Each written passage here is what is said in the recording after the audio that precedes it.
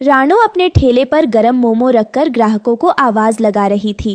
अरे गर्मा गर्म वेज मोमो ले लो, गर्मा गर्म वेज मोमो ले लो, जंगल के सबसे अच्छे सबसे सस्ते मोमो ले लो। बंटी नाम का एक ग्राहक रानो चिड़िया के पास आकर कहता है, बहन मुझे 10 रुपए के मोमो दे दो। रानो चिड़िया ने 10 रुपए लेकर 2 मोमो उस ग्राहक को दे दिए। बहन ये क्या, 10 रुपए के इतने कम मोमोज? भैया महंगाई बहुत है। अब इतनी भी महंगाई नहीं है। ये क्यों नहीं कहती कि तुम मनमानी कीमत लगाकर ग्राहकों को ठग रही हो? भैया मेरी बात का विश्वास करो, मुझे थोक में स्वयं ये वेज मोमो बहुत ही महंगे पड़े हैं। इस पूरे गांव में केवल जमींदार कालू ही वेज मोमो की सप्लाई करता है। रानो चिड़िया की बात सुनकर बंटी कबूतर दूसरे दुकानदार के पास चला गया और दुकानदार को 10 रुपए देते हुए बोला, भैया 10 रुपए के वेज मोमोज दे दो।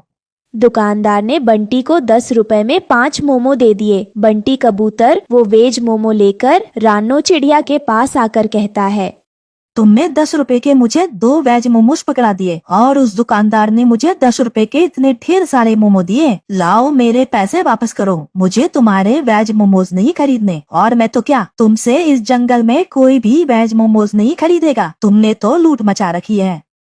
बंटी कबूतर क्रोधित होकर वहां से चला गया। रानो चिड़िया शाम को अपने घर पर जाकर अपने पति टुन्नू से बात करने लगती है। मेरी समझ में नहीं आता टुन्नू जी कि बाकी दुकानदार सस्ते में 10 रुपए के 5 मोमो ग्राहकों को कैसे दे देते हैं। इससे मेरी दुकानदारी पर बहुत बुरा असर पड़ रहा है। रानो पता नहीं तुम्हें कब अकल आएगी। अरे तुम ये क्यों नहीं समझती कि वो जमींदार कौवा आपको महंगे वेज मोमोज बेचता है और उन बड़े दुकानदारों को सस्ते वेज मोमोज देता है। लेकिन इससे जमींदार कौवा को क्या फायदा होगा? जरा सोचो, कुछ समय पहले हमारे जंगल में वेज मोमो के न जाने कितने ठेले थे, लेकिन धीरे धीरे करके वो सारे ठेले समाप्त हो गए। अब इस जंगल में केवल तुम ही ठेले पर वेज मोमोज लगाकर बेचती हो। जिस दिन तुम भी इस धंधे को बंद कर दोगी, उस दिन वो दुकानदार मनमाने रेट में ग्राहकों को वेज मोमोज बेचेंगे। तुम ठीक कहते हो टुन्नू, मुझे इस बारे में जमींदार से बात करनी होगी। अगले दिन रानो चिड़िया गांव के जमींदार के पास चली गई। रानो चिड़िया को देखकर जमींदार ने कहा, क्या बात है रानो चिड़िया, कल ही तो तुम मुझसे वेज मोमोज लेकर गई थी, क्या इतनी जल्दी तुमने वह बेच दिए?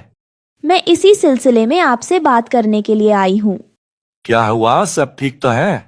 जमींदार साहब, सारे जंगल के दुकानदारों को आप ही मोमो बेचते हैं, मगर कुछ दिनों से मैं देख रही हूँ कि सारे दुकानदार कम रेट में ग्राहकों को वेज मोमो ज्यादा देते हैं। ये तो अच्छी बात है रानो चिड़िया, तुम भी कम रेट में ग्राहकों को मोमो बेचो। जमींदार साहब, दुकानदार ऐसा तभी कर सकते हैं जब आप उन्हें सस्ते में और मुझे महंगे में वेज मोमो दे रहे हो। तुमने बिल्कुल सही कहा रानो चिड़िया, क्योंकि जितने भी दुकानदार हैं वो सब नकद में मुझसे वेज मोमोज खरीदते हैं और बड़े पैमाने पर इसका कारोबार करते हैं, और तुम ठेला लगाकर उन सब की दुकानदारी खराब करती हो। इसलिए तुम आज से वेज मोमोज बेचना बंद कर दो। ये तो बहुत गलत बात है जमींदार साहब। इसका मतलब मेरे पति बिल्कुल सही कह रहे थे। आप छोटे दुकानदारों को खत्म करके बड़े दुकानदारों को बढ़ावा दे रहे हैं। तुम्हारी हिम्मत कैसे हुई मुझसे इस तरह से बात करने की? आज से तुम्हें कोई वेज मोमो शोमो नहीं मिलेंगे। जाओ जाकर कोई और धंधा देखना शुरू कर दो। जमींदार कौवा ने रानो चिड़िया को अपमानित करके अपने घर से बाहर निकाल दिया। अगले दिन से रानो चिड़िया ने ठेला लगाना बंद कर दिया और बड़े दुकानदारों ने अपनी मनमानी शुरू कर दी। कुछ दिन बाद बंटी कबूतर एक दुकानदार के यहाँ पर वेज मोमो लेने के लिए आया। मुझे 10 रुपए के वेज मोमोज दे दो। दुकानदार ने 10 रुपए के 2 मोमो बंटी को पकड़ा दिए। अरे ये क्या, 10 रुपए के इतने कम मोमोज? इतने रुपए में सिर्फ इतने ही मिलेंगे। जानते भी हो वेज मोमोज के रेट आसमान छू रहे हैं। मैं इतने महंगे वेज मोमोज नहीं खरीद सकता। तो फिर आज से मोमोज खाना बंद कर दो। रानो इस दृश्य को बहुत गौर से देख रही थी। वो निराश होकर अपने घर पर आकर बैठ गई कि तभी जंगल की एक बुजुर्ग चिड़िया वहाँ पर आ गई। अरे मौसी, आप अचानक यहाँ कैसे? तुम्हारे साथ जमींदार ने बहुत ही गलत किया। जमींदार को ऐसा नहीं करना चाहिए। अब क्या कहूँ मौसी, मैंने सुना है कि किसी जमाने में आप अपने खेतों में बड़ी तादाद में मोमो की सब्जियाँ उगाया करती थीं। उस दौर में मैं दुकानदारों को मोमो बनाने के लिए सब्जियां मुफ्त में दे देती थी। लेकिन अब जमाना बदल गया है ना। जमाना चाहे भले ही बदल गया हो रानू चिड़िया, लेकिन वेज मोमो का जादुई गांव आज भी है। यह सुनकर रानो चिड़िया बुरी तरह से चौंक जाती है। मैं आपकी बात का मतलब नहीं समझी मौसी।